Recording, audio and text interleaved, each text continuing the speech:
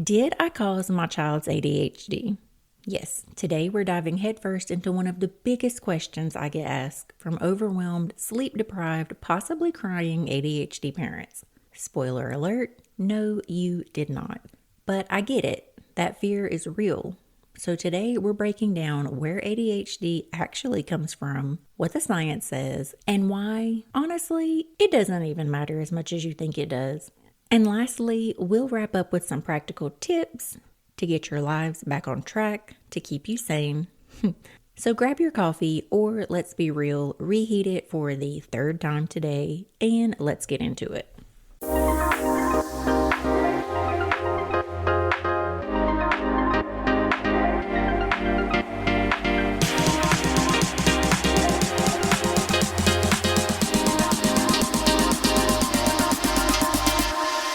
Welcome back to Chaos and Caffeine, the ADHD parenting podcast where we embrace the mess and fuel up on knowledge and coffee, obviously. I'm your host, Danielle Kelly, your ADHD parenting bestie. I've spent around 7 years studying on how to be the best ADHD parent that I can be in every program possible, and now I'm here to break that down for you on this podcast. My goal is to help newbie ADHD parents find their footing and regain their sanity. So let's get right into it. The ADHD blame game. Okay, let's talk about the absolute mind game that is mom or dad guilt. I had a listener write in with this question: did I cause my child's ADHD? And my gut reaction was, oh honey, no. But also, I totally get why you're asking. Because the second your child gets the ADHD diagnosis, your brain goes into detective mode. Was it that time I ate sushi while pregnant? Was it screen time? The processed mac and cheese? Was I too strict? Not strict enough? Listen, if parenting mistakes caused ADHD, we'd all have it. So let's lay out the facts and bust some myths while we're at it. Where ADHD actually comes from. All right, so where does ADHD actually come from? Science has entered the chat. And guess what? ADHD is highly genetic. If you've got a kid with ADHD, there's a 70 to 80% chance that someone in your family tree, maybe even you, has it too. I've asked every guest that I've had on Chaos and Caffeine, and around 95% of them found out they had ADHD once their child was diagnosed. Also, ADHD is a neurodevelopmental condition, meaning your child's brain is literally wired differently from birth. We're talking about differences in prefrontal cortex. That's the part of the brain in charge of impulse control, attention, and executive functioning. It's not because of parenting or diet or that one time you forgot pajama day at school. Let's break it down even further with some science-backed facts. First, the genetics of ADHD. Studies show that ADHD is one of the most heritable psychiatric conditions. Twin studies suggest that ADHD runs in families and specific gene variations, such as those in the dopamine transporter and dopamine receptor genes. Both are linked to ADHD traits. If a parent has ADHD, their child has about a 50% chance of having it too. If a sibling has it, there's a 30 to 40% chance another sibling will have it as well. Next up, brain structure and function. ADHD brains show differences in the size and activity of certain brain regions. MRI studies reveal that the prefrontal cortex, basal ganglia, and cerebellum tend to be smaller or develop more slowly in people with ADHD. These are the areas responsible for self-regulation, planning, and impulse control. There's also reduced dopamine activity, which is why stimulant medication, which increases dopamine availability, helps so many ADHD brains function more effectively. The role of environment. While genetics play the biggest role, environmental factors can exacerbate ADHD symptoms. Things like prenatal exposure to smoking, alcohol, or extreme stress may contribute to the severity of ADHD, but do not cause it outright. Looking for some new toys and tools that your ADHD kiddos will love?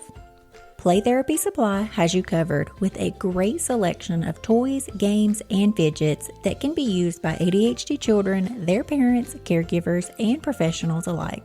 From fidget toys that help children calm down, de-stress, and focus, to social emotional learning resources to help kids understand their feelings and emotions, to games and activities designed to improve emotional regulation. Play Therapy Supply has it all. For thousands of items and fast and free shipping, visit playtherapysupply.com today.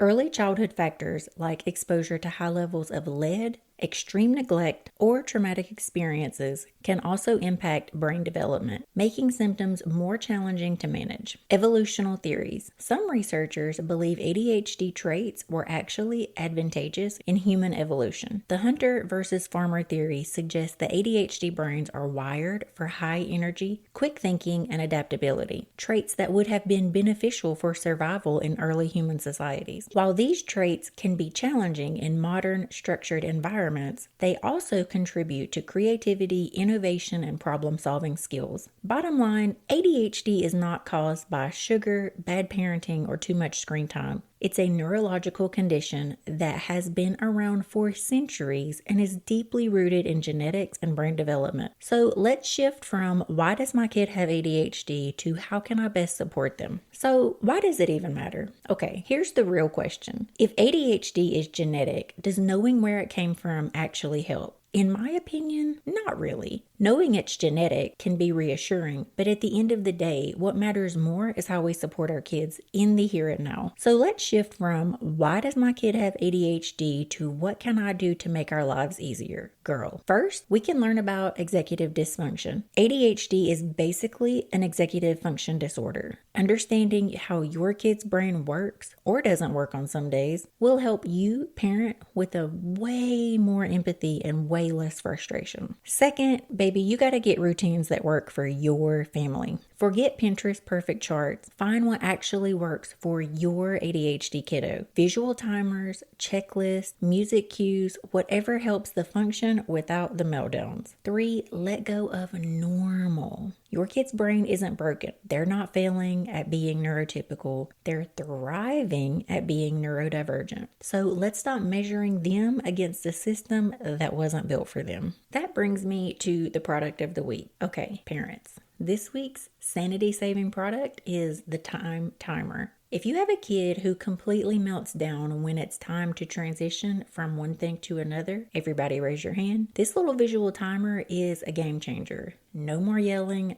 no more constant 5 more minutes battles. Just a simple, clear countdown that helps ADHD brains process time. Links, of course, will be in the show notes. Now, as I said, I want to help newbie ADHD parents find their footing. So if your child has recently been diagnosed, or my friend, you've been winging it for a while and that's not working, I would like to invite you to join my First Steps After Diagnosis workshop, where we'll go over the first 6 months after the diagnosis so that the rest of your parenting days will be much, much easier. You can find the links to join in the show notes. I can't wait to see you there. All right, lovelies, I want to end with an affirmation of the week. Let's take a deep breath together. Your parenting is not the problem. Your child is not broken. You are not failing. You are exactly the parent your child needs. Say it with me. I am doing my best and my best is enough. Ooh, girl, let's say it one more time. I am doing my best and my best is enough, because it is. That's it for today's episode of Chaos and Caffeine. If you found this helpful, do all the things. Make sure to subscribe, leave us a review, because apparently the algorithm gods love that kind of stuff. But more importantly, I want you to share it with another ADHD parent who needs to hear that they did not break their kiddo. And hey, remember, you're not in this alone. We're all just trying to raise these incredible, chaotic, brilliant little humans without completely losing our damn minds. I'll see you guys next time.